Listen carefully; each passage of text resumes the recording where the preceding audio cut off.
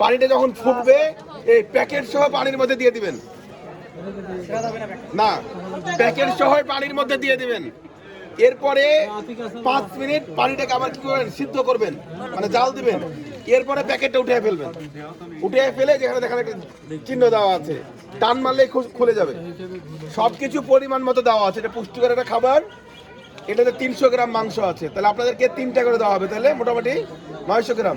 এটা তো 300 গ্রাম খাবার আছে। তো আপনারা কি করবেন, একটু লবণ এবং হচ্ছে মশলা কম, মানে আপনাদের গাইবান্ধার লোকজন একটু লবণ বেশি খান, ঝাল বেশি খান, সেক্ষেত্রে যদি মনে হয় যে একটু লবণ একটু ঝাল বেশি করা দরকার, সেক্ষেত্রে যে নুডলস রান্না করেন যেভাবে, একটা কড়াইতে একটু পেঁয়াজ, একটু মরিচ, তেল দিয়ে একটু ভেজে নিয়ে আবার ঢেলে দিবেন আপনি, মানে এটা আপনাদের মতো করে খাবেন। কিন্তু এর প্রসেস হচ্ছে শীত পানি, গরম পানিতে প্যাকেট সহ দিয়ে দিবেন, দিয়ে 5 মিনিট এটাকে জাল দিবেন, দেন উঠিয়ে ফেলবেন, দেন প্লেটে ঢালবেন কেটে। বুঝা গেছে?